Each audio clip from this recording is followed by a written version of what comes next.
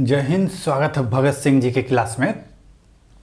हम लोग high court के बारे में पढ़ चुके थे। आज हाई कोर्ट से जितने भी आर्टिकल संबंधित है, जितने भी अनुच्छेद संबंधित है, जो किसी भी एग्ज़ाम में किसी भी कम्पिटिटिव एग्ज़ाम के लिए ज़रूरी है, इतना अगर देख लेंगे तो किसी भी एग्ज़ाम में अगर हाई कोर्ट से संबंधित कोई भी अनुच्छेद पूछेगा तो आप उसे ज़रूर सॉल्व करेंगे। ठीक है, आज देख रहे हैं हाई कोर्ट से रिलेटेड अनुच्छेद।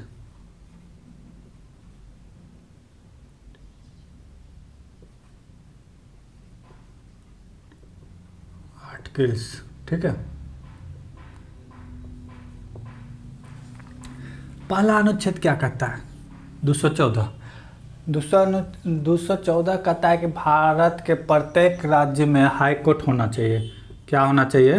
हाई कोर्ट होना चाहिए। कौन सा अनुच्छेद कहता है? 214। तो ये कभी हम भूलेंगे नहीं। 214 क्या कहता है? भारत में एक हाई कोर्ट होगा। सुप्रीम कोर्ट से रिलेट करते हुए पढ़ेंगे तो और आसान हो जाएगा। ठीक है, 124 में क्या था कि हाई सुप्रीम कोर्ट होगा। 124 में क्या था? सुप्रीम कोर्ट होगा। तो इसमें 90 जोड़ देंगे तो क्या आ जाएंगे? हाई कोर्ट में आ जाएंगे। केंद्र का कोई भी काम हो उसमें अगर 90 प्लस कर देंगे तो राज्य में आ जाएंगे। ठीक है, जैसे सुप्रीम कोर्ट 124 में था तो इसमें अगर 90 जोड़ देते हैं तो कितना होता है? 214। 214 में क्या है? हाई कोर्ट है। अनुच्छेद 215 क्या कहता है? उच्च न्यायालय एक अभिलेख न्यायालय होगा। जैसे आर्टिकल्स 129 सुप्रीम कोर्ट के लिए एक अभिलेख था, उसी तरह अनुच्छेद 215 कहता है कि हाई कोर्ट भी एक अभिलेख है। किसके लिए? डिस्ट्रिक्ट कोर्ट के लिए। ठीक है। अनुच्छेद 216 क्या कहता है? उच्च न्यायालय का गठन होना चाहिए। जिस तरह सुप्रीम कोर्ट का गठन था उसी तरह यहाँ पे हाई कोर्ट का भी एक गठन होना चाहिए। ठीक है। 217 क्या कहता है? हाई कोर्ट जज न्यायाधीश पद के लिए नियुक्ति। हाई कोर्ट तो बन गया, अब तो इसमें जज को नियुक्त करना होगा ना, तो वही नियुक्ति का वर्णन है अनुच्छेद 217 में। 217 में क्या है? हाई कोर्ट के न्यायाधीश की नियुक्ति। ठीक है। अनुच्छेद 218 में क्या है? हाई कोर्ट से रिलेटेड प्रोविजन का लागू करना। जिस तरह अनुच्छेद 124 में सुप्रीम कोर्ट का जो अधिकार था वही अधिकार 218 में हाई कोर्ट को दिया गया है। ठीक है। अनुच्छेद 219 क्या कहता है? हाई कोर्ट के न्यायाधीश की शपथ। ठीक है, कि अब तो जज की नियुक्ति हो गया, अब तो उसे शपथ कौन दिलाएगा? शपथ कौन दिलाएगा? यहाँ फंसने का है। एक दे देगा प्रेसिडेंट, एक दे देगा गवर्नर। ठीक है। तो हाई कोर्ट के जज का जो है ना, प्रेसिडेंट शपथ नहीं दिलाता है। नियुक्ति भला राष्ट्रपति करता है, लेकिन गवर्नर इसको शपथ दिलाता है। जिस राज्य का है उस राज्य का गवर्नर उसे शपथ दिलाता है। तो यहाँ एक क्वेश्चन गलती हो सकता है। शपथ ग्रहण कितना में है? 219 में, लेकिन शपथ कौन दिलाता है? तो उस राज्य के गवर्नर। लेकिन नियुक्ति की बात आएगा तो राष्ट्रपति करते हैं। अनुच्छेद 220 कहता है हाई कोर्ट के बहाल होने के बाद प्रैक्टिस बंद करना होगा। अगर आप हाई कोर्ट के जज चुने गए हैं तो उसके बाद आप किसी भी डिस्ट्रिक्ट या हाई कोर्ट में वकालत हो या कुछ हो आप नहीं कर सकते हैं। प्रैक्टिस करना बंद करना पड़ेगा। आप हाई कोर्ट को ही समय देंगे जितना भी देंगे। ठीक है। 221 क्या कहता है? हाई कोर्ट के जज न्यायाधीश के वेतन। हाई कोर्ट के जो जज होंगे, शपथ भी ले लिया, नियुक्ति भी हो गया, तब तो पैसा चाहिए ना, तो पैसा 221 में है। हाई कोर्ट के जज का वेतन भत्ता, जितने प्रकार के वेतन भत्ते होते हैं। हाई कोर्ट के अगर जज की बात किया जाए, मुख्य जज की, तो इसका वेतन 2,50,000 होता है। ठीक है। अन्य जज की बात करें तो 2,30,000 रुपये होता है अन्य जज।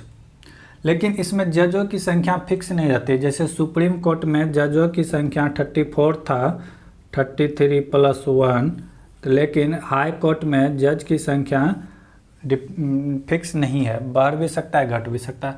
अगर सबसे बड़ा हाई कोर्ट कहा जाए जज की संख्या में तो इलाहाबाद हाई कोर्ट है। वो जनसंख्या पे डिपेंड करता है कितना केस पेंडिंग है, वो राष्ट्रपति फिर नए जज की नियुक्ति कर सकते हैं। अनुच्छेद 222 में क्या है कि ट्रांसफ़र किसी भी हाई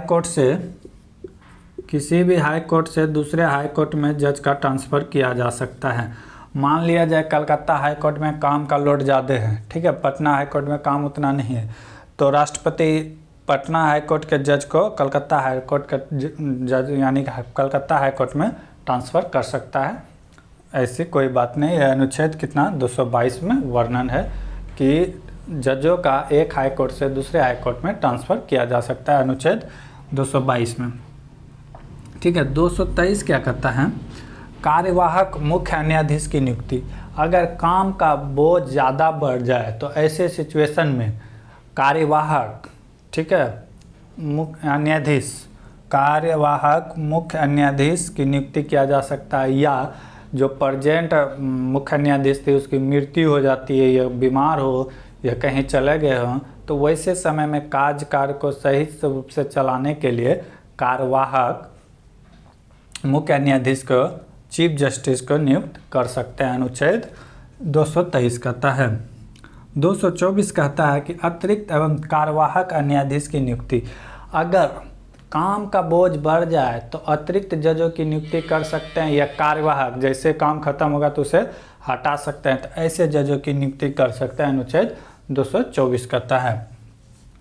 224 के ए में क्या है, सेवानिवृत्त न्याय की नियुक्ति। अगर यही है कि अगर काम बढ़ जाए या कुछ ऐसा केस है जिसमें एक बहुत ही ज़्यादा एक्सपीरियंस आदमी की ज़रूरत है, तो वैसे में जो जज रिटायर कर चुके हैं उसको भी हाई कोर्ट में अपॉइंटमेंट दिया जा सकता है, नियुक्ति किया जा सकता है, अनुच्छेद 224 के ए में वर्णन है। 225 क्या कहता है, हाई कोर्ट के क्षेत्राधिकार। जिस तरह सुप्रीम कोर्ट के क्षेत्राधिकार थे उसी तरह हाई कोर्ट के भी क्षेत्राधिकार होते हैं कि कहाँ कहाँ तक ये फैसला कर सकते हैं। सुप्रीम कोर्ट तो पूरा केंद्र राज्य किसी भी संबंध में कर सकते हैं, लेकिन हाई कोर्ट को जो है अपने राज्य क्षेत्र के अंदर ही विचार विमर्श करना पड़ेगा, ठीक है। अनुच्छेद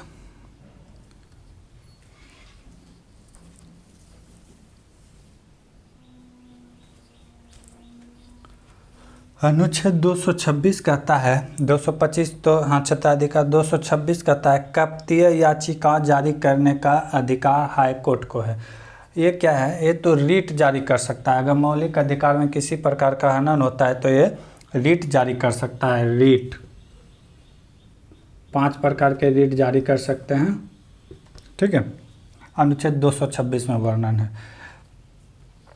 227 क्या कहता है, हाई कोर्ट को सभी न्यायाधीशों पर न्यायाधीश की शक्तियां हैं, जितने भी न्यायालय हैं जिसके अंदर उसके ये देख रेख करेंगे, ठीक है। अनुच्छेद 228 क्या कहता है, हाई कोर्ट में कक्तीय मामलों का ट्रांसफ़र। अगर कोई ऐसा मौलिक अधिकार से संबंधित कोई मामला हो जिसमें हाई कोर्ट फैसला ना कर पा रहा है तो दूसरे हाई कोर्ट या सुप्रीम कोर्ट को ट्रांसफ़र कर सकते हैं। अनुच्छेद 229 क्या कहता है, हाई कोर्ट के सेवक एवं व्यय। हाई कोर्ट के जितने भी कर्मचारी होंगे उसकी नियुक्ति हाई कोर्ट स्वयं करेंगे और उसमें जो व्यय होगा ये अनुच्छेद 229 में वर्णन है। 230 में क्या कहता है, हाई कोर्ट के क्षेत्राधिकार।